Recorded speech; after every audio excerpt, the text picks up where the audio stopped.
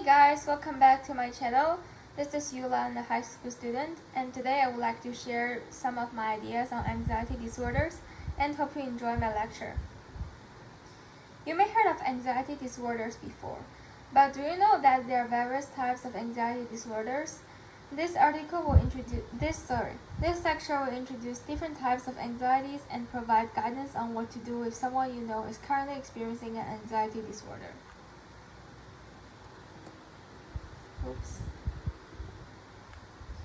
The most common type of anxiety disorder is generalized anxiety disorder, or called GAD, which affects approximately 3.1% of the U.S. population.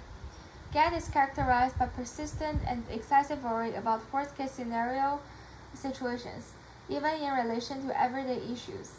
According to Johns Hopkins Medicine, GAD symptoms last for longer than 6 months. In addition to feeling worried, individuals with GAD may experience restlessness, fatigue, difficulty in concentrating, and irritability. Sleep disturbances are common, and individuals with GAD often have concurrent depressive symptoms. The anxiety experienced in GAD triggers the autonomic nervous system, or called ANS, resulting in symptoms such as rapid heart rate, shortness of breath, and sweating. Another anxiety disorder that often appears in movies or TV shows is obsessive-compulsive disorder, OCD, which affects approximately 2.5 million adults in the U.S. population. OCD occurs when a person has uncontrollable repetitive thoughts, or called obsessions, that result in repetitive behaviors, and this is compulsions. For example, if you are scared of germs or contamination, this is obsessions. In this case, you may excessively clean and wash your hands to make yourself feel comfortable and clean. Or you may repeatedly check things, such as whether the door is locked. Well, it's common for everyone to do double-check things. People with OCD can't control these thoughts or behaviors and spend at least 1 hour a day on them, which can dramatically affect their daily lives.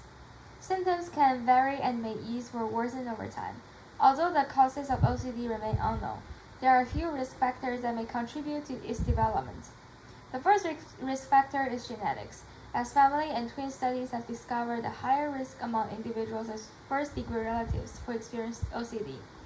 Another risk factor that may play a key role in OCD is brain structure and functioning, as there are more differences in the frontal cortex and subcortical structures in individuals with OCD. Research on etiology of OCD is still ongoing, but understanding these factors may help in the development of further treatments and therapies.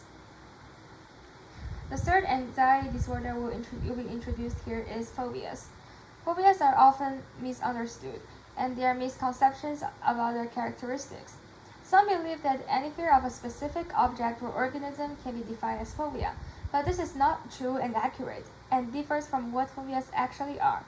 Phobias are defined as irrational and intense fears that can interfere with certain activities. There are 3 main types of phobias: specific phobias, social phobia, and agoraphobia. Specific phobia involves an intense and irrational fear of things that pose little or no danger. Common specific phobias include fear of animals, zoophobia, fear of thunderstorms, astrophobia or brontophobia, and fear of heights, which is acrophobia. Individuals with specific phobias tend to avoid situations that trigger their distress and fear. Sometimes this anxiety can lead to panic attacks, which are brief periods of extreme distress, anxiety, or fear that occur suddenly and are accompanied by physical or emotional symptoms such as chest pain, a choking sensation, dizziness, and nausea, among others. The diagnosis of specific phobias is based on specific criteria. The fear and distress experience must be intense and lasting for at least 6 months, occurring immediately upon encountering the feared situation or object. The avoidance behavior exhibited should be disproportionate to the actual danger and can significantly impair functioning and cause significant distress. Finally, I would like to introduce panic disorders to you. As mentioned previously, panic attacks are sudden waves of fear or distress, even when there is no clear danger that triggers the individual. Panic disorder is characterized by frequent and unexpected panic attacks, which can be very frightening due to the sudden loss of control, the feeling of having a heart attack, or even the fear of dying. Although many people may experience panic attacks at some point in their lives, Individuals with panic disorder frequently experience recurrent, unexpected panic attacks. After discussing with the healthcare provider to determine the most suitable treatment, patients with panic disorder are typically treated with psychotherapy, also known as talk therapy, medication, or combination of both. In general, if you are experiencing any anxiety disorder or you know someone who is experiencing an anxiety disorders, there are a few useful steps that may help them in the treatment.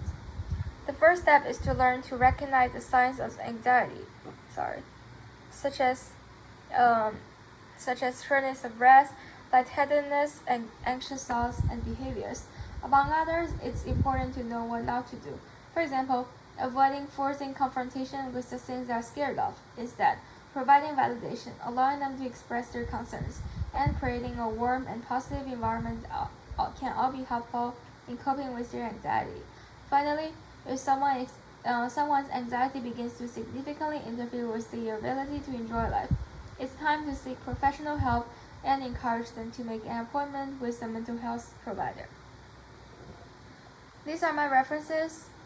I use many articles, and hope you enjoy my lecture, and thank you for listening. Please stay tuned.